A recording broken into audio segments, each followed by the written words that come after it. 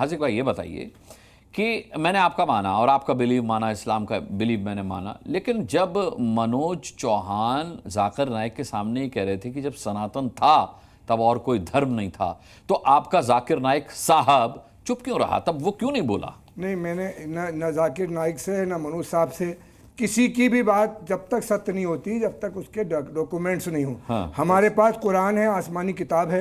हमें मैं तभी तो कह रहा हूँ वो बोला क्यों नहीं? डेट लिखिए भाई। वो जवाब उनका बनेगा। उन्होंने मैं अपनी आस्था के एतबार से जवाब दे रहा हूँ। मैं मनोज जी की बात का अपनी आस्था के एतबार से, जाकिर नाइक ने मुझे जवाब दिया, वो आप दिखाइए, मुझे नहीं मालूम। मुझे नहीं बोलती बंद हो गई, बोलता क्या वो जाकिर नाइक ने कोई जवाब ही नहीं दिया। नहीं हुई, वो जवाब उनका है, मेरा नहीं है सर।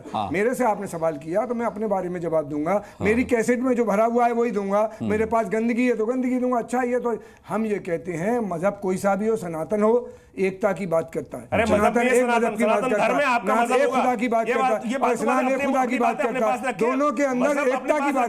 हम ये कहते हैं सनातन में जो एकता की बात है, इस्लाम में जो एकता की बात है, उसे और जो आप अपने धर्म में चल रहे अपनी, लेकिन मानवता के लिए, इंसानियत के लिए जाकिर नाइक ने पूरे विश्व में जहर घोला है। मैं बताऊं कहां कहां। 2009 में आतंकवादी हमला होता है अमेरिका में, उसमें जाकिर नाइक का नाम आता है। बांग्लादेश में हमला होता है, उसमें जाकिर नाइक का नाम आता है। फ्रांस के अंदर हमला होता है, उसमें जाकिर नाइक के पैदा किए हुए लोग होते हैं। आप कह रहे हो जेल क्यों नहीं जा रहे? कौन जेल क्यों नहीं भेज रहे? अरे आप क्यों नहीं भेज पा रहे? आपका राष्ट्रपति खड़ा हुआ था फीफा वर्ल्ड कप में और वो भाषण दे रहा था।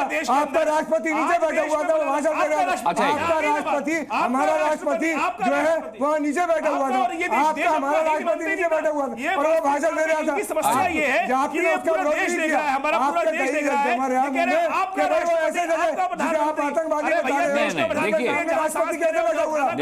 वहां का प्रधानमंत्री और इस देश के अंदर दुश्मनी जो करेगा वो पूरे विश्व का भी दुश्मन माना जाए। मानवता का दुश्मन है। आचार्य जी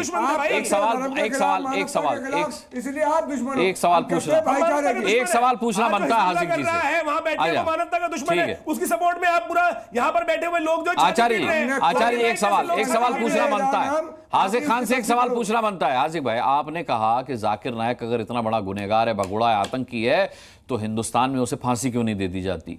बहुत जायज सवाल पूछा आपने। क्या आपने पाकिस्तान से पूछा कि जाकिर नाइक को वहां क्यों बुलाया गया, उसको रेड कार्पेट वेलकम क्यों दिया गया? क्या आपने उसको क्रिटिसाइज किया? क्या उसकी आलोचना की? हाजिक खान साहब, अनुराग जी, आप ये बताओ कि जुर्म आप करो और सवाल का जवाब मैं दूं, कैसे दे दूंगा? पाकिस्तान से हमारा क्या लेना? हम तो तस्करा भी नहीं करते। यही भारतीय जनता पार्टी के ऐसे ठेकेदार लोग जो देश में नफरत देते हैं करते हैं, हम उसका समर्थन करते हैं, ना विरोध करते। हमारे मुल्क की सरकार से हम नागरिक हैं, हम अपने मुल्क की सरकार से सवाल करेंगे कि वहाँ हमारा राष्ट्रपति क्यों बैठा रहा? आप यहाँ कह रहे हो वहाँ हमारा राष्ट्रपति कैसे बैठा रहा? बड़े काबिल तारीफ बात आपने हाजिक खान साहब कही कि पाकिस्तान से हमारा क्या लेना देना।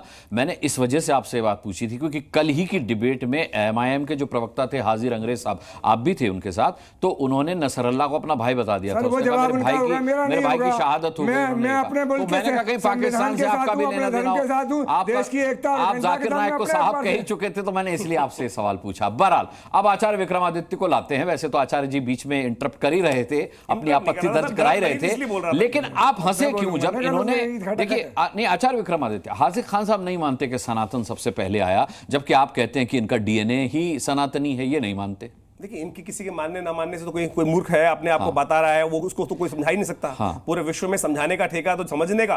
किसी व्यक्ति को यदि कोई आंख का अंधा है ही नहीं और आंख बंद करने का, अंधा होने का स्वांग रख के बैठ जाए तो उसको कोई जगा नहीं सकता। यहाँ बैठे वास्तविक समझ लेंगे आपकी बातें। अरे भाई, इस्लाम अरे कहां से आया? 1400 साल पहले जिस चीज का नामो निशान नहीं था, कोई जानता नहीं था, कोई एक हिस्टोरिकल फैक्ट नहीं है, एक ईंट तक नहीं है, एक ईंट तक नहीं, बड़ा मौजूद सवाल पूछ रहे हैं आप। उनके सवाल को सुनिए आचार्य विक्रमादित्य। मैं चाहता हूं इसका जवाब, मैं भी सुनना चाहता हूं। हाजिक साहब जो कह रहे हैं उसको सुन के उसको क्या कह रहे हैं? हाजिक भाई सवाल पूछिए। मैं कह रहा हूं कि सनातन सबसे, जैसा आप कह रहे हो, हमारे एतबार से इस्लाम प्यार पुराना है, आपके एतबार से सनातन पुराना। इस्लाम आया 1445 साल 46 साल पहले, वो 57 मुल्कों में फैल गया, 250 करोड़ लोग हो गए दुनिया में। आपका बहुत सनातन पुराना था, तो 2 ही मुल्कों में हिंदुस्तान में क्यों रहा और कहीं जगह प्रकट क्यों नहीं हुआ? यही आपकी घर पे ही प्रकट रहा। अब जवाब सुनिए। अब मैं सुन लीजिए। पहले तो 1400 साल पहले मान लिया ना, 1400 साल पहले से तो खा ही नहीं। ये अगर मोहम्मद भारत- सल्लल्लाहु अलैहि वसल्लम का इस्लाम, बात भाई क्या साहब, जिसको भी मान लो, किसका पड़ोसी का हो, खड़ोसी का हो, जिसका भी हो, जो मान लो, जो मान रहे हो, मैं उसमें मानने की बात नहीं कर रहा हूं। अगर भारत के पंचांग को देख लो तो उसके अंदर सहस्त्र शताब्दी का पूरा वर्णन आपको मिल जाएगा। सृष्टि कब आरंभ हुई, कैसे आरंभ हुई, कौन सा संवत चल रहा है। इस वक्त महाराज विक्रमादित्य का संवत चलता है, उसकी आयु है 2081। वही तुमसे पुराना है। उससे पहले युधिष्ठिर संवत चलता था, उससे पहले कौन सा सृष्टि संवत चल रहा था, वो सब तुमको समझना नहीं आता है। तो अरे सुन तो लो भाई, मैं आपको उसका डॉक्यूमेंट्री प्रूफ दे रहा हूं, उसका डॉक्यूमेंट्री प्रूफ दे रहा हूं, डॉक्यूमेंट्री प्रूफ लेने के अभी आपने डॉक्यूमेंट्री प्रूफ दे दो, इतिहास, ऐतिहासिक तथ्य दो, एक ईद दिखा दो। आज मुझे बताइए, अरे भाई कहां से कहानी मत सुनाओ, कहानी मत सुनाओ, हिस्टोरिकल फैक्ट होगे तब पता चलेगा। विज्ञान हिस्टोरिकल फैक्ट बनता है, वही कागज नहीं दिखाएंगे, बक बक कोई करते रहेंगे। कागज दिखाने की आवश्यकता नहीं है, ना तो कागज दिखाने को राजी है। मैं कह रहा हूं, मैं हिस्टोरिकल फैक्ट देने को यहाँ बैठा हूं। यहाँ यही बात है कि केवल भोगने की आदत है, भोगने के अलावा कोई काम नहीं करना है। केवल इस विश्व के अंदर क्यों आतंक बने। अरे मैं समझा रहा हूं ना क्यों हो रहा है, मुसलमान क्यों हो रहे हैं, इस्लाम क्यों फैल रहा है वो भी समझा रहा हूं भाई। इस्लाम 56 देश में क्यों फैल गया वो भी समझा रहा हूं। किसी भी पढ़े लिखे आदमी के पास जाके देखो, आज पूरे विश्व में इस्लाम को छोड़ने को तैयार बैठा है।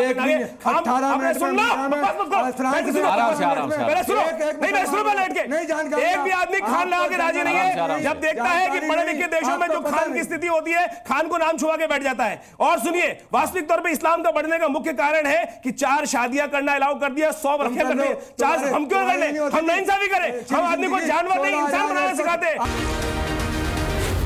जी